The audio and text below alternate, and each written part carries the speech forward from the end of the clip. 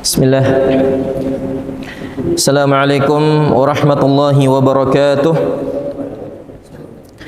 Innal hamdalillah nahmaduhu wa nasta'inuhu wa nastaghfiruh wa na'udzu billahi min shururi anfusina wa min sayyiati a'malina. Man yahdihillahu fala mudilla lahu wa man yudlil fala hadiya lahu. Asyhadu an la ilaha illallah wahdahu la syarika lahu wa asyhadu anna Muhammadan 'abduhu wa rasuluh. Qala Allah Ta'ala ya ayyuhalladzina amanu taqullaha haqqa tuqatih wa la tamutunna illa wa antum muslimun.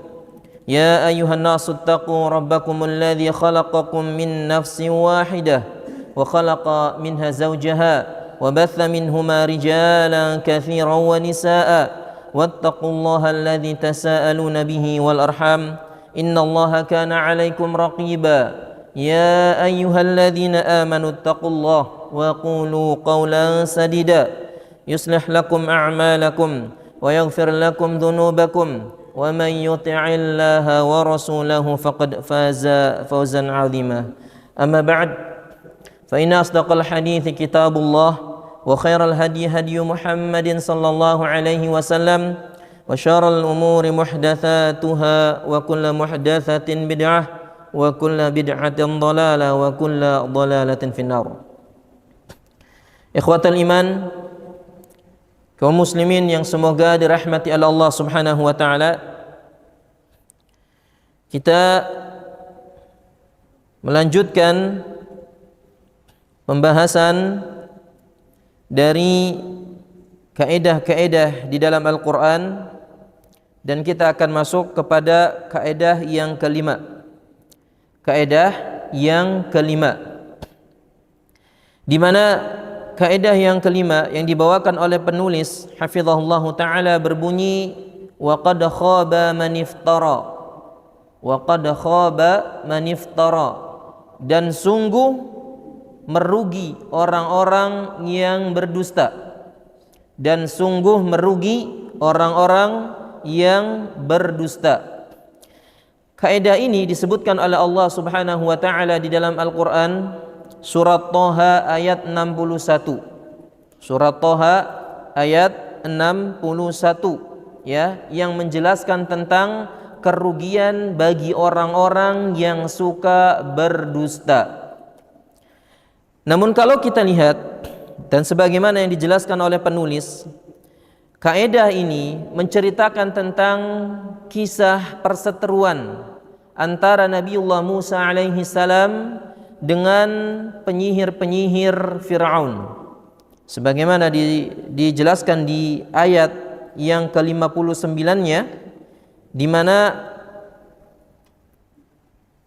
Nabi Musa mengatakan qala maw'idukum yaumuz zinati an yuhsyaran nasu duha, dan Nabi Musa berkata kepada mereka, inilah janji yang telah kalian tetapkan, yaitu di hari raya, di waktu duha, di mana manusia sedang berkumpul. Fatawalla Fir'aunu fajama'a kaidahu thumma ata. Kemudian setelah itu Fir'aun berpaling, lalu mengumpulkan tipu dayanya dengan menghadirkan penyihir-penyihirnya. Kemudian Fir'aun pun datang kembali menemui Nabi Musa. Qala lahum Musa, maka Nabi Musa pun mengatakan kepada mereka, wailakum la taftaru 'ala Allahi kadiban fasayuhitakum bi'adzab wa qad khaba man iftara. Maka Nabi Musa berkata, celaka kalian, janganlah kalian berdusta atas nama Allah Subhanahu wa taala, sehingga jika kalian mendustakan atau berdusta dengan atas nama Allah, maka Allah akan membinasakan kalian dengan azab. Maka sungguh merugi orang-orang yang berdusta. Fatanaza'u amrahum bainahum wa asarrun najwa. Maka mereka pun mendengar ucapan Nabi Musa menjadi bimbang, sehingga mereka berdebat satu sama lain dan mereka ada yang berbisik-bisik. Nah, intinya di kaidah yang kedua ini berbicara tentang perseteruan Nabi Musa alaihi salam dengan Fir'aun dan para penyihirnya. sebagaimana yang disebutkan pula oleh Wahab ibn Munabih, di mana Fir'aun berkata kepada Nabi Musa, "Ya Musa, ij'al bainana wa bainaka ajalan nanzuru fihi." Wahai Musa, berikanlah waktu di antara kami dan engkau, waktu. Faqala Musa, maka Musa berkata, "Lam u'mar bihadza, innama umirtu bimunajazatika." Kata Nabi Musa, saya enggak diperintah untuk ini, tapi saya diperintah untuk langsung mengalahkanmu. In anta lam tahruj dakhaltu ilaika. Kata Nabi Musa, kalau kamu enggak nyerang duluan, saya yang akan duluan. Fa auhallahu ila Musa an ij'al bainaka wa bainahu ajala wa kullahu an yaj'ala huwa. Maka setelah itu justru Allah Subhanahu wa taala menyuruh Nabi Musa alaihi salam untuk mendengarkan permintaan Fir'aun, yaitu memberikan waktu supaya Fir'aun ini bersiap-siap. Dan Allah Subhanahu wa taala menyuruh Fir'aun lah yang menentukan waktu kapan dia harus bertemu dengan Nabi Musa alaihi salam. Kemudian Fir'aun berkata, "Ij'alhu ila arba'ina yauman." Maka Fir'aun pun meminta waktu selama 40 hari. Fafa'ala, maka dia pun melakukannya. Nah, setelah 40 hari dan waktu yang menentukan adalah Fir'aun, maka Nabi Musa pun berkata, "Mau'idukum yaumaz zinah." Inilah hari yang kalian tetapkan. Inilah hari yang kalian janjikan. Untuk apa? Untuk berduel melawan Nabi Musa alaihi salam. Dan hari raya yang dimaksud di sini sebagaimana yang disebutkan oleh Ibnu Abbas radhiyallahu anhuma adalah hari Asyura. Ya, disebutkan pula oleh Imam Qatadah, As-Sudi dan yang lainnya bahwa hari raya mereka itu adalah hari raya Asyura, hari raya Asyura. Kemudian mereka diminta untuk berkumpul di waktu duha, di mana di waktu tersebut karena mereka sedang melakukan hari raya, tentu mereka itu banyak berkumpul di waktu duha, sehingga tujuan mereka berkumpul adalah agar menyaksikan siapa sesungguhnya yang berada di atas kebenaran.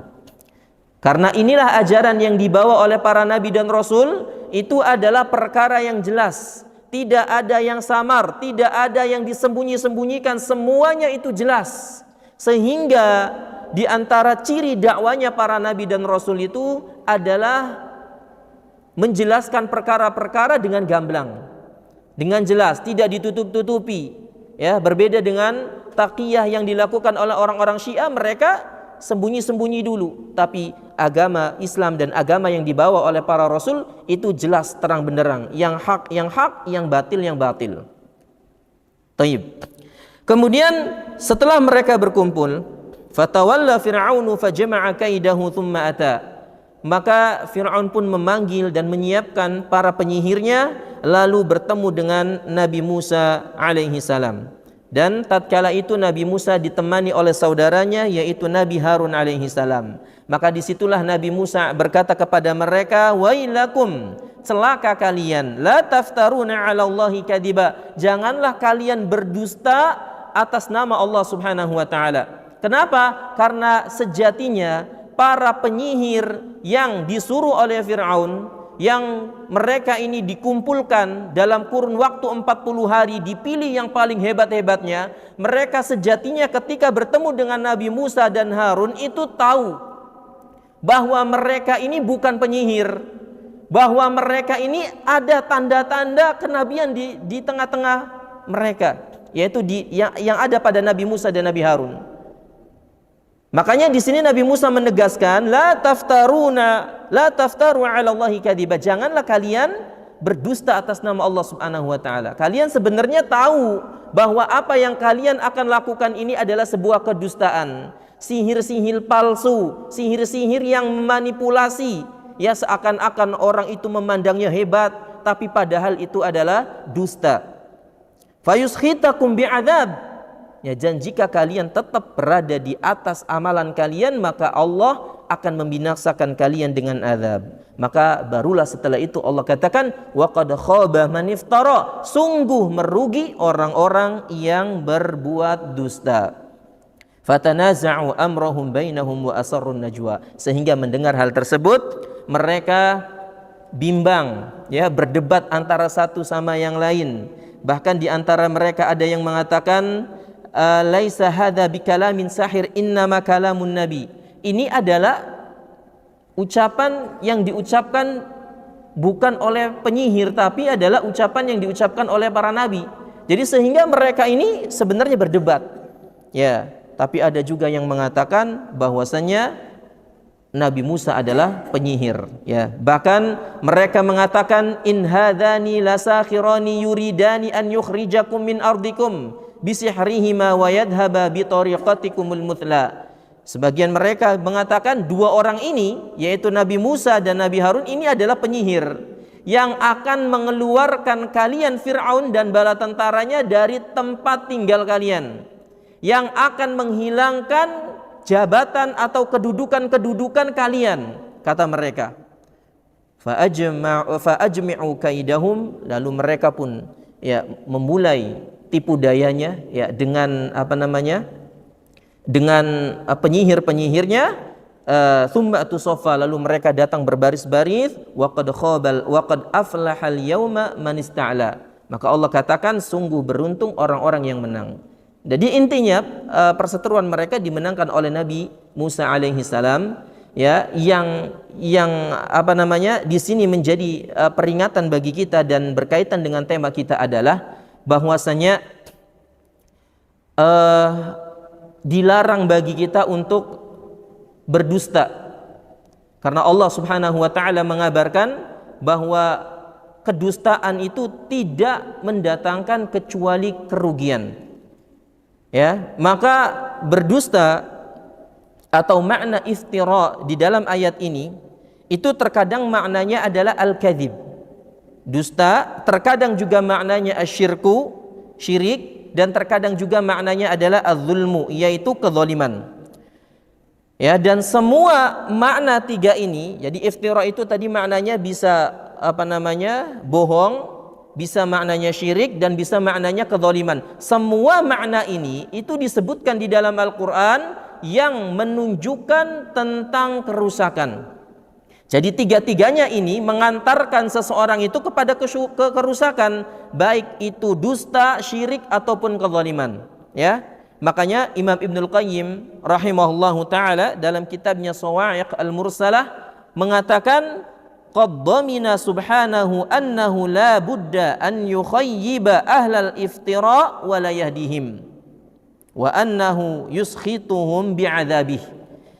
Bahwasanya Allah Subhanahu wa taala akan menjamin orang-orang yang dusta itu tidak akan mendapatkan keberuntungan. Kalau tidak mendapatkan keberuntungan berarti mendapat apa? Kerugian. Dan ini dijamin oleh Allah Subhanahu wa taala, wala yahdihim, kata beliau, dan Allah tidak akan memberikan petunjuk kepada mereka dan mereka akan dibinasakan dengan azab Allah Subhanahu wa taala. Ya, makanya penulis hafizahullah taala di sini menyebutkan tentang contoh-contoh dusta. Ya, walaupun maknanya itu terkadang dusta, syirik, zulum, kezaliman, tapi mayoritas iftira itu bermakna dusta. Ya, dan dusta di sini ada tiga, kata beliau, itu dusta kepada Allah, yang kedua dusta kepada Rasulullah sallallahu alaihi wasallam, dan yang ketiga adalah dusta kepada sesama manusia. Ya, dusta kepada sesama manusia. Tayyib. Kita bacakan ayat-ayat yang berkaitan tentang dusta terhadap Allah, berdusta atas nama Allah Subhanahu wa taala. Kata beliau, al-kadhibu wal iftira'u 'ala Allah bil qawli 'alaihi bighairi ilmin. Jadi bentuk berdusta atas nama Allah Subhanahu wa taala itu adalah berkata-kata tanpa ilmu. Ya, jadi ini garis besarnya adalah contoh berdusta atas nama Allah Subhanahu wa taala adalah dia berkata-kata tidak didasari dengan ilmu. Makanya Allah Subhanahu wa taala mengatakan dalam surat Al-An'am, "Wa man adzlamu mimman iftara 'ala Allahi kadziba." Ya, "Wa man adzlamu mimman iftara 'ala Allahi kadziba." Dan siapakah yang paling zalim daripada orang-orang yang berdusta atas nama Allah Subhanahu wa taala. Dan ayat ini begitu jelas, ya. Apakah ada orang-orang yang lebih zalim daripada orang-orang yang berdusta atas nama Allah Subhanahu wa taala?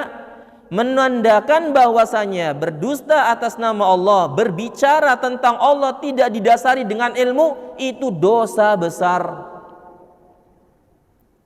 Dia mengatakan Allah seperti ini, Allah begini tanpa didasari dengan ilmu. Maka ketahuilah ini adalah bagian daripada dosa besar.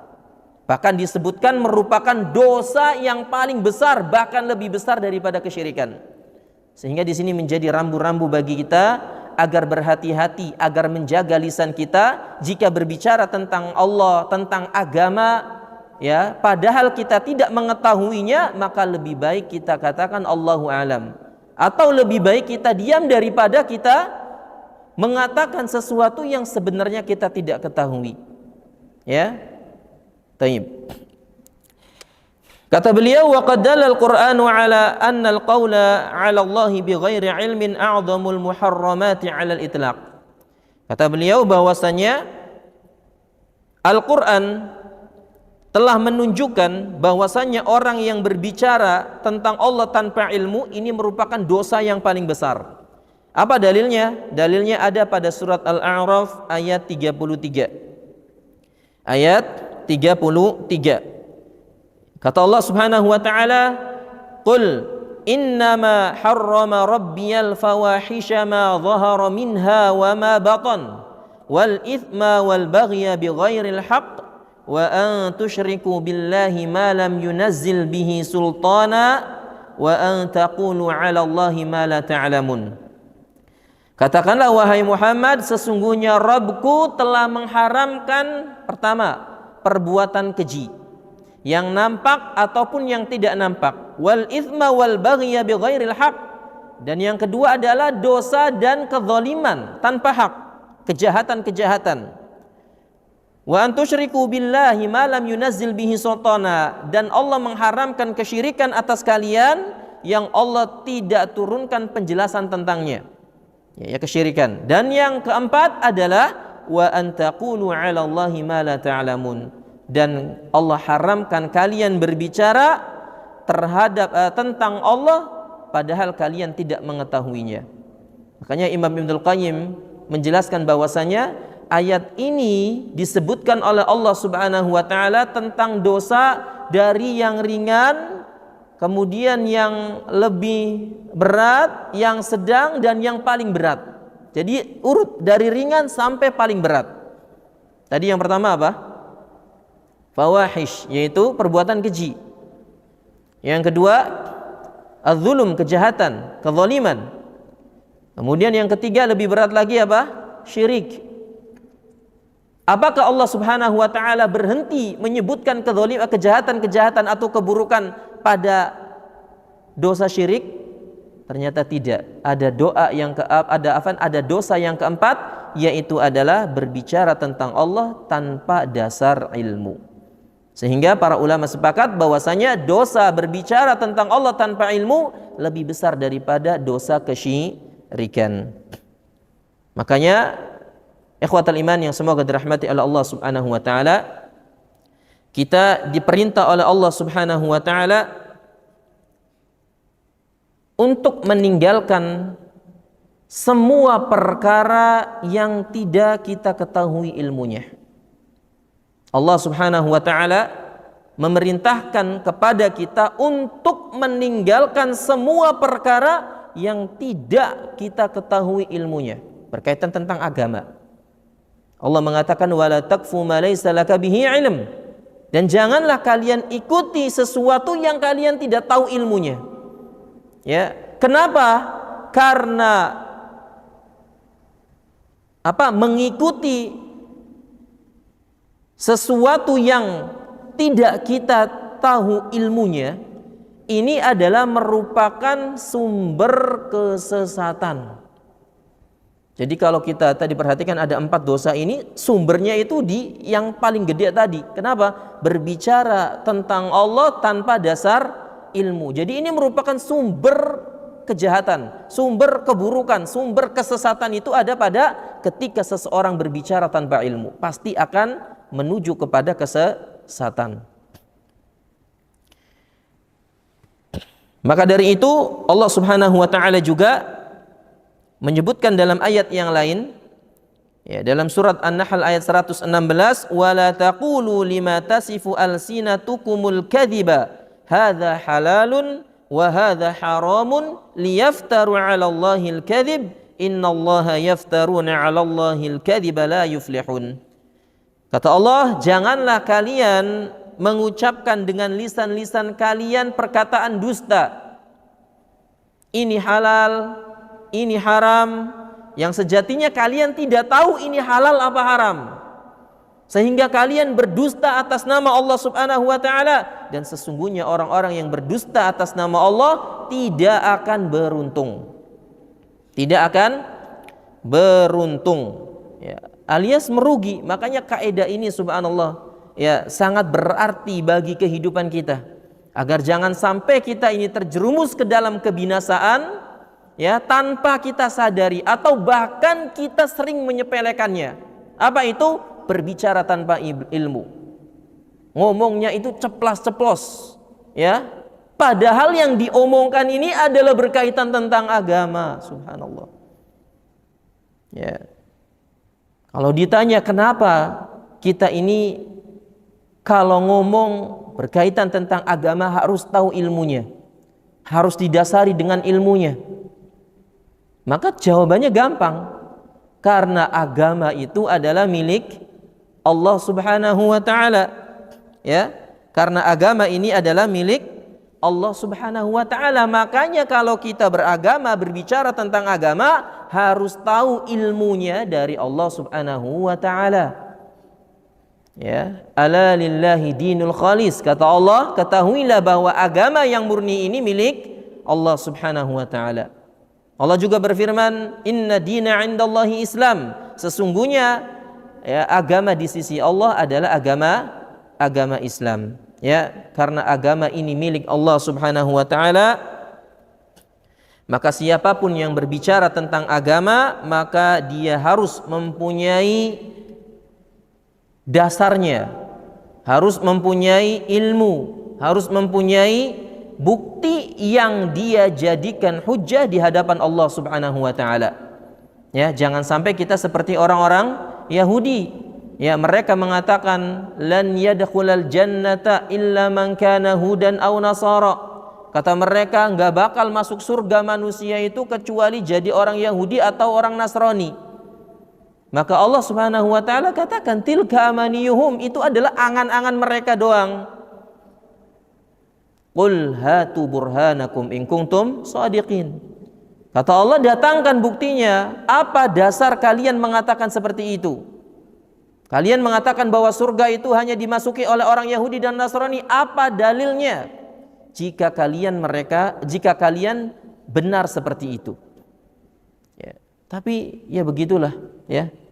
Orang-orang yang berada di atas kesesatan maka tidak akan bisa menunjukkan buktinya. Namun intinya di sini yang menjadi peringatan bagi kita adalah kita hendaknya ketika meyakini suatu keyakinan, ketika beribadah dengan suatu ibadah, usahakan kita ini tahu dalilnya. Usahakan kita yakini keyakinan ini, tahu dari mana keyakinan ini berasal. Kita mengerjakan ibadah ini tahu dari mana sumbernya, siapa yang memerintahkan. Jangan asal main diyakini, jangan asal main dilakukan. Kasih tahu dulu, cari tahu dulu ini mana dasarnya. Ya, maka insya Allah orang yang menerapkan kaidah ini, itu dia ketika beribadah di atas keyakinan. Berbeda dengan orang-orang yang hanya ikut-ikutan, nggak tahu dasarnya. Dia ibadah itu dasarnya apa?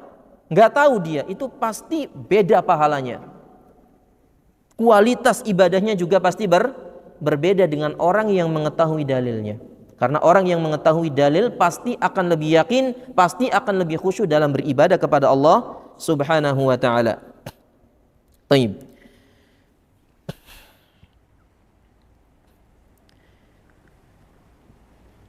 Makanya Nabi SAW juga pernah bersabda, sayati 'alan nasi zamanun, sayati 'alan nasi sanawat khada'at.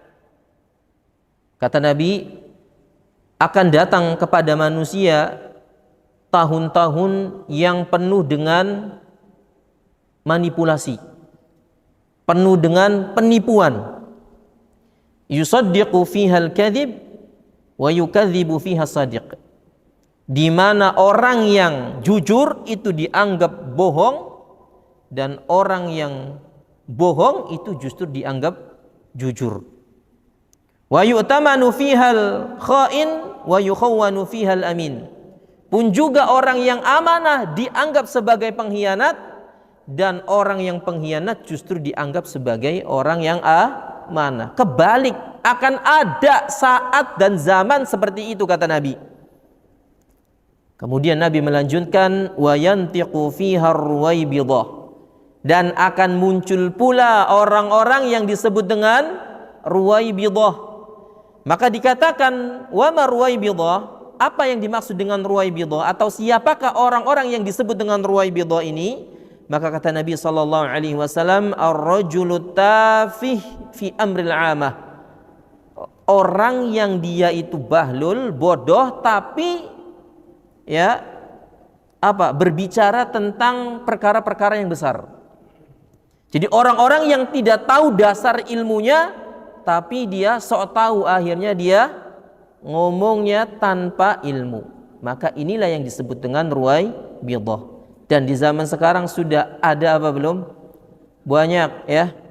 Banyak, bahkan lebih parah dari zaman dahulu. Kenapa? Karena zaman dahulu ruwaibidah itu hanya orang-orang yang ngomong saja, ngomong tanpa ilmu, kesana kesini nggak tahu dasarnya. Tapi zaman sekarang ya sudah banyak ya wasailil i'lam ya, media-media, sarana-sarana seperti internet. Intinya ada tulisan-tulisan di situ. Yang ironisnya semua orang bisa membaca tulisannya. Nggak tahu tulisan ini dari mana, dibaca, kemudian diyakini, kemudian disampaikan, padahal dia belum menelusuri kebenaran tulisan tersebut. Ya, sehingga ruwaibidah itu bukan hanya bentuk orang-orang yang berorasi, orang-orang yang ngomong, tapi juga bentuknya apa? Tulisan. Baik. Sehingga di sini ikhwatal iman yang semoga dirahmati oleh Allah Subhanahu wa taala, agar kita terhindar dari orang-orang yang ruwaibidah ataupun agar kita jangan menjadi orang yang ruwaibidah, maka satu jalannya adalah terus semangat menuntut ilmu. Terus semangat dalam menuntut ilmu. Inilah petunjuk Nabi SAW. Jadi Nabi SAW ketika mengabarkan tentang masa depan yang akan terjadi, kerusakan-kerusakan yang akan terjadi, beliau selalu memberikan solusinya. Apa solusinya? Di antaranya adalah menuntut ilmu. Karena dengan ilmulah seseorang itu bisa membedakan mana yang benar dan mana yang salah.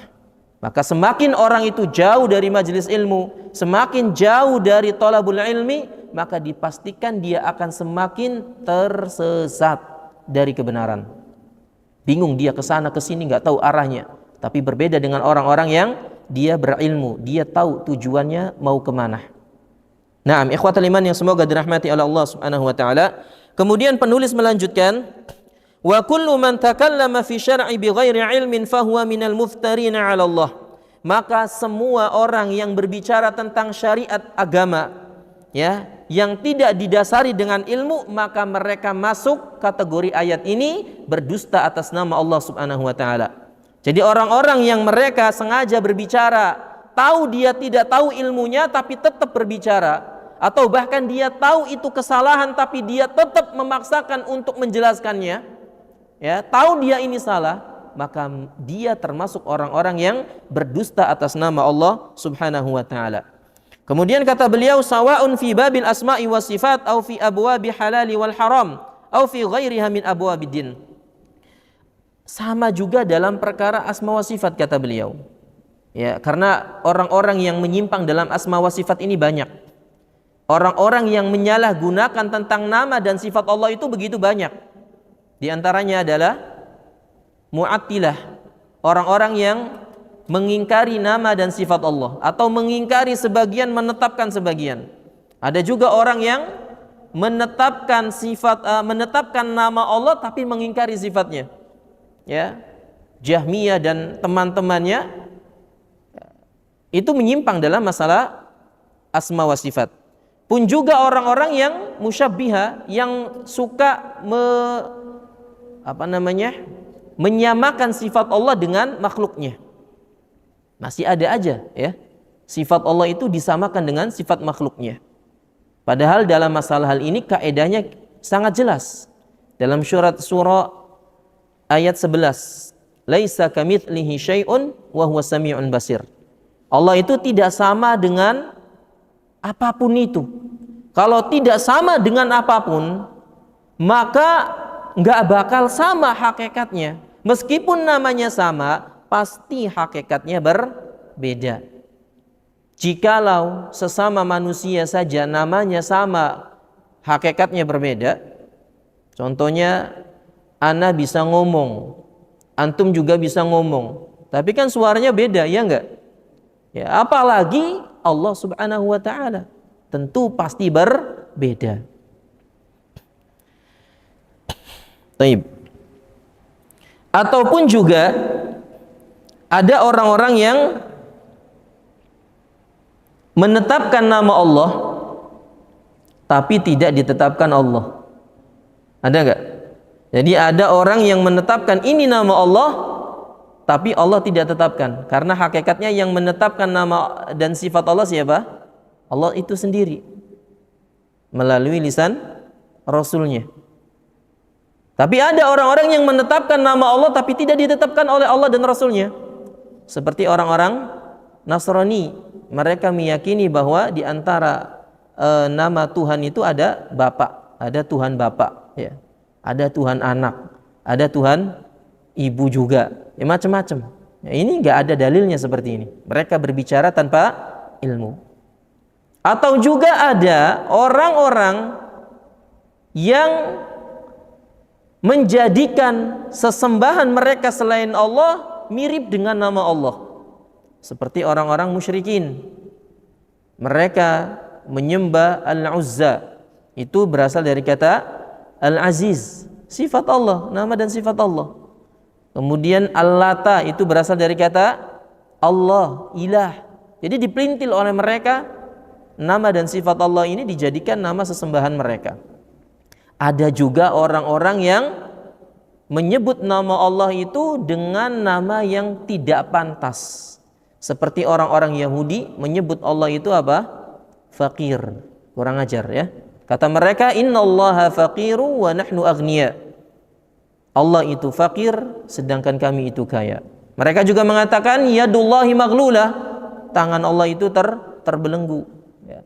Jadi mensifati Allah Subhanahu wa ta'ala dengan sifat-sifat yang tidak pantas. Ini juga bentuk penyimpangan terhadap nama dan sifat Allah, yang penyimpangan ini menjerumus kepada kekufuran.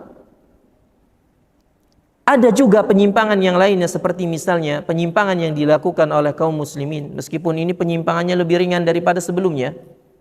Seperti misalnya meyakini bahwa Asmaul Husna itu sebagai obat, memiliki khasiat-khasiat, sehingga kalau ada yang sakit dibacain Asmaul Husna. Ada nggak seperti ini? Ada. Bahkan dijadikan zikir, ya. Atau bahkan ada juga yang dijadikan sebagai jimat, ditempel di dinding supaya setannya nggak masuk katanya, atau ditempel di kendaraan supaya tidak ketabrak dan sebagainya. Maka ini adalah penempatan yang tidak pada tempatnya. Padahal nama dan sifat Allah Subhanahu wa ta'ala dijelaskan oleh Rasul itu tidak lain adalah untuk dipahami dan diamalkan.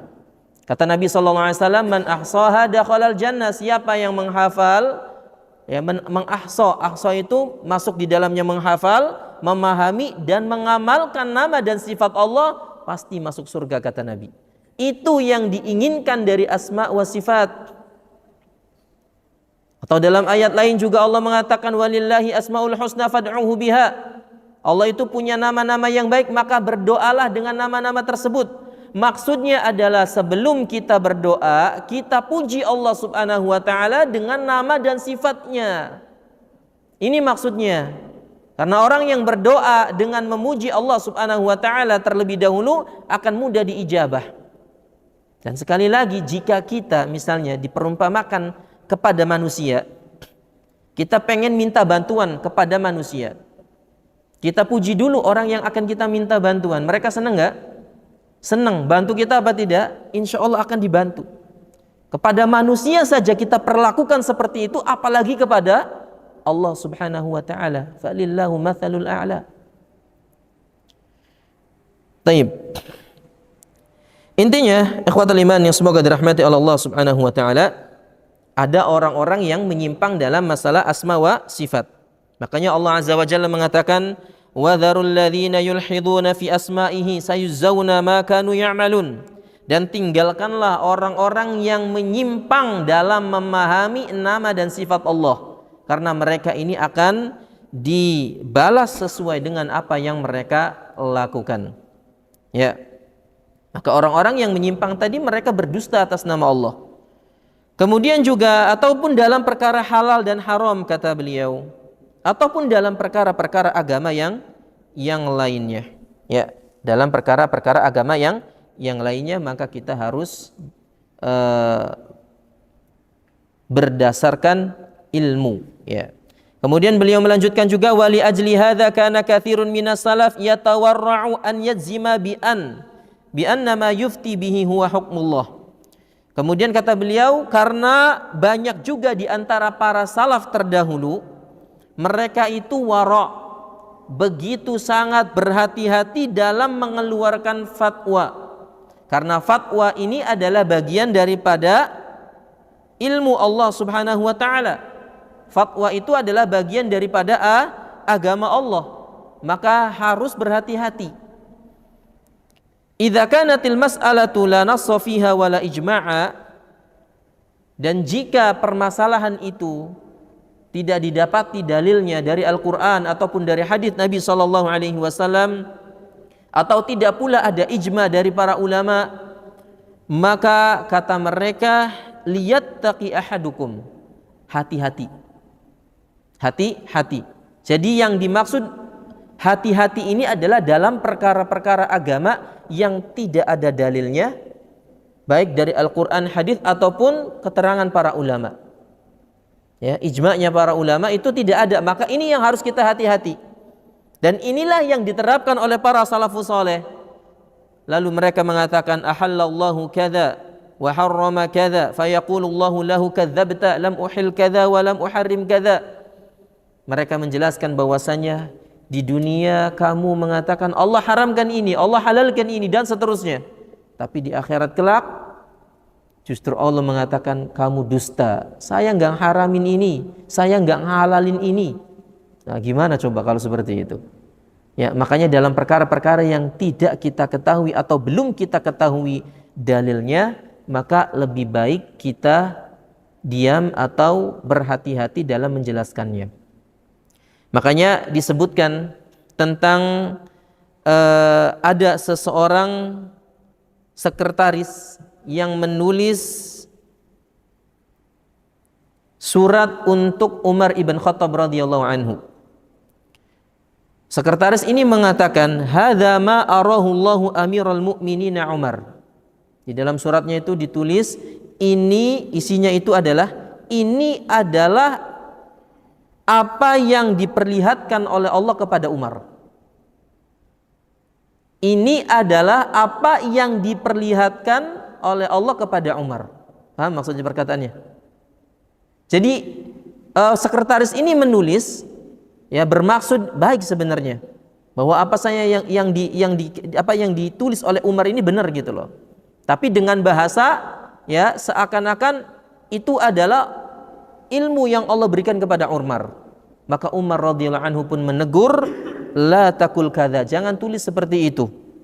Tapi tulislah hadza ma ra'a Umar. Tulislah ini adalah pendapat Umar. Ya, begitu hati-hatinya Umar ibn Khattab radhiyallahu anhu. Fa in kana shawaban minallah wa in kana khata'an fa min Umar. Kemudian kata beliau, kalau pendapat ini benar maka itu datang dari Allah, dan jika pendapat ini salah maka ini datangnya dari Umar ibn Khattab. Jadi Umar ibn Khattab radhiyallahu anhu tidak mengkultuskan dirinya itu suci. Ya, tidak mengkultuskan saya itu paling benar, enggak. Tapi justru beliau menyandarkan semua kebenaran itu datang dari Allah, dan menyandarkan kesalahan itu datang pada dirinya. Inilah sikap orang-orang saleh, orang-orang yang berilmu terhadap masalah-masalah yang tidak ia ketahui. Makanya kaidah ini sangat berarti bagi kita. Wa qad khaba man iftara, sungguh merugi orang-orang yang berdusta atas nama Allah. Kemudian Ibnu Wahab juga berkata, sami'tu Malikan, aku pernah mendengar Imam Malik mengatakan, lam yakun min amrin nas wala min madha min salafina wala adraktu ahadan aqtadi bihi yaqulu fi syai'. Saya belum pernah mendapati para ulama ataupun para salaf terdahulu, dan saya juga belum mendapati orang-orang yang aku ikuti pendapatnya itu mengatakan ini halal, ini haram, wa makanu yajtari'una ala dhalik. Mereka tidak berani mengatakan demikian. Kenapa tadi? Karena mereka belum tahu ini benar apa tidak. Jadi mereka enggak berani mengatakan Allah haramkan ini, Allah halalkan ini, enggak. Tapi mereka mengatakan apa? Nakrahu hadza, kami justru memandang ini makruh, atau kami lebih suka pendapat ini daripada pendapat itu. Nah seperti itu. Intinya tidak menyandarkan perkataannya itu kepada Allah Subhanahu wa ta'ala. Ya. Nah, itu diantara bentuk contoh-contoh berdusta atas nama Allah Subhanahu wa ta'ala, ya. Jangan sampai kita bermudah-mudahan berbicara tentang agama ini tanpa didasari dengan ilmu. Kemudian yang kedua disebutkan oleh beliau adalah tentang berdusta atas Nabi. Kata beliau, ma yaf'aluhu ba'du wadha'ina lil hadith fi qadimiz zaman wa hadithih. Ya, apa yang dilakukan oleh para perawi hadis sejak zaman dahulu. Ada di antara mereka ini ya justru berdusta atas Nabi. Ya, membuat hadis-hadis palsu atas Nabi sallallahu alaihi wasallam. Entah karena tujuan tertentu atau karena ingin memotivasi atau menakut-nakuti supaya takut kepada Allah ataupun yang lainnya. Tapi tidak dibenarkan berdusta atas Nabi sallallahu alaihi wasallam. Sebagaimana tentang seseorang yang bernama Abu Ismah Nuh ibn Maryam, disebutkan oleh Imam As-Suyuti dalam kitabnya Tadribur Rawi, bahwa Abu Ismah Nuh bin Maryam ini hobinya itu adalah membuat hadis-hadis palsu mengatasnamakan Nabi tentang keutamaan surat-surat tertentu. Maka orang ini ditanya, min aina laka, dari mana kamu dapatkan keutamaan surat di dalam Al-Quran ini? An Ikrimah atau an Ibni Abbas? Kamu dapati dari Ikrimah atau dapati dari Ibnu Abbas? Atau dari sahabat-sahabatnya? Tapi kata laki-laki ini, ya, inni ra'aitun nasa qad a'radu 'anil Qur'an. Jadi dia melihat bahwasanya manusia di zamannya itu berpaling dari Al-Quran, jauh dari Al-Quran. Wastaghalu bi fiqhi Abi Hanifah wa maghazi Ibnu Ishaq. Ya, manusia itu lebih senang baca fikih atau mempelajari fikih, kitab fikih Imam Abu Hanifah ataupun Imam Ibnu Ishaq. Tapi mereka jarang baca Al-Quran. Fa wada'tu haditsan hisbah. Maka menurutku, kata dia, aku buat hadis-hadis palsu ini tujuannya adalah untuk memotivasi manusia itu supaya semangat baca Quran. Tujuannya bagus apa enggak laki-laki ini? Bagus, supaya manusia itu kembali kepada Al-Quran. Dibuatlah keutamaan. Surat ini memiliki keutamaan ini, surat ini memiliki keutamaan ini. Tapi apakah perbuatan laki-laki ini dibenarkan? Tidak, tidak sama sekali dibenarkan. Bahkan dia melakukan perbuatan yang fatal. Karena kata Nabi SAW, in kadhiba alayya laysa kakadhibin ahad. Berdusta atas namaku itu berbeda dengan berdusta dengan yang lainnya. Faman kadzdzaba alayya muta'ammidan falyatabawwa maq'adahu minan nar. Barang siapa yang berdusta atas namaku dengan sengaja, maka dia sejatinya telah menyiapkan tempat duduknya di dalam neraka. Di dalam neraka. Makanya termasuk juga hadis-hadis keutamaan membaca surat Yasin. Yang dibaca di malam Jumat itu semuanya nggak ada yang sahih. Ya, paling mending itu haditsnya lemah, bahkan banyak yang palsu. Nah, di antara pembuatnya ini laki-lakinya. Ya, Abu Ismah Nuh ibn Maryam. Ya, bahkan Nabi SAW juga mempertegas man haddatsa anni haditsan wa huwa yara annahu kadzib fa huwa ahadul kadzibin. Rawahu Muslim.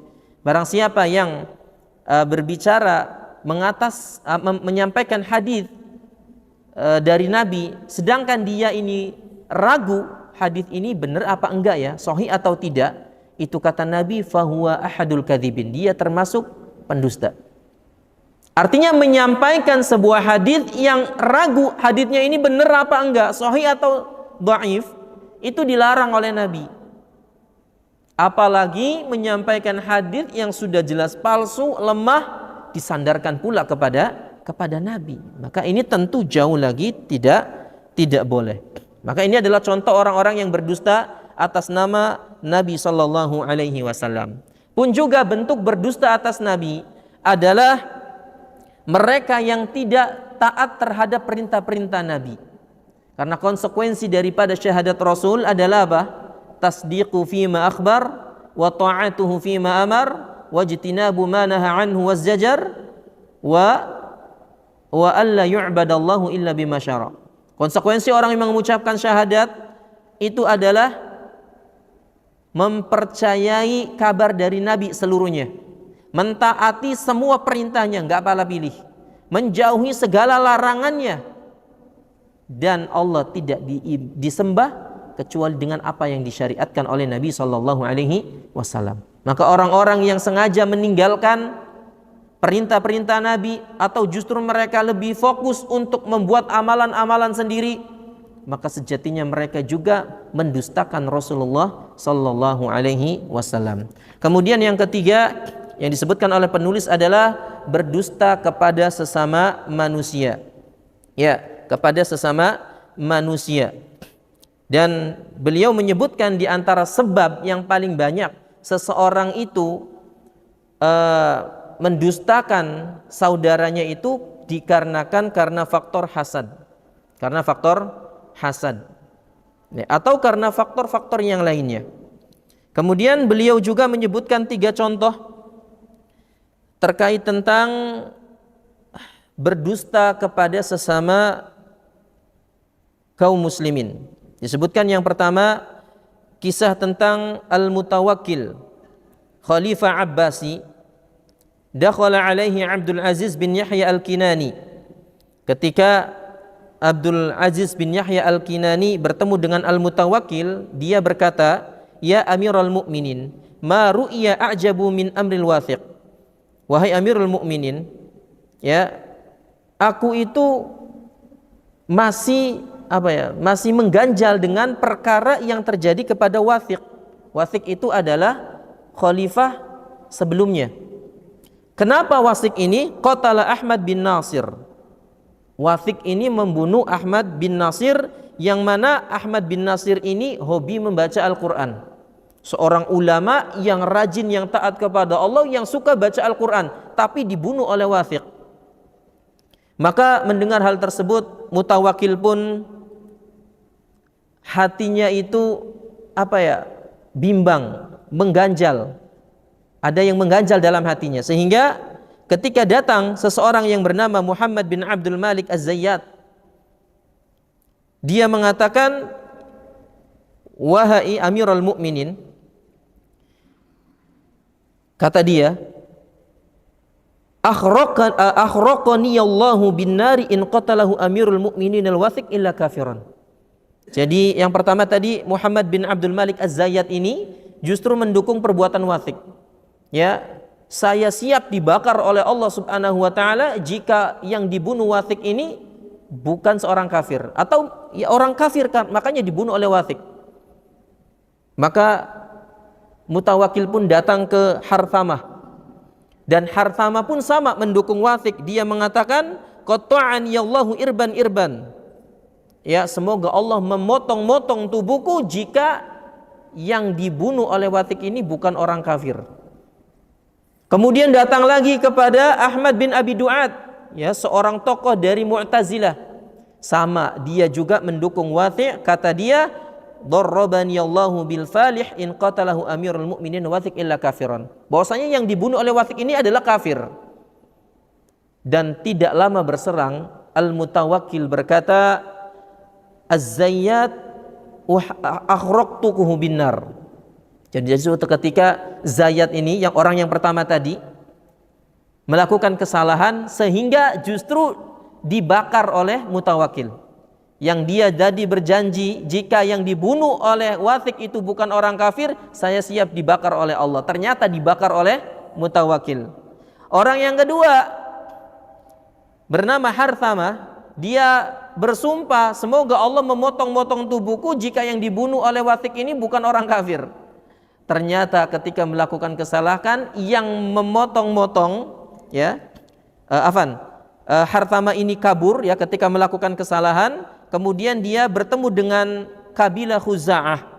Ternyata dari kabilah Khuza'ah ini ada yang kenal dengan Harthamah ini. Maka orang yang kenal tadi mengatakan, ya ma'asyarul Khuza'ah, hadzal ladzi qatala Ahmad bin Nasr. Ini orang yang ikut membunuh Ahmad bin Nasr, ulama tadi. Maka Bani Khuza'ah pun memotong tubuh Harthamah ini. Dan yang ketiga, Ahmad bin Abi Du'ad, yang dia bersumpah semoga Allah memukulku jika yang dibunuh itu adalah bukan orang kafir. Dan ternyata dia justru dipukul oleh siapa? Al-Mutawakkil.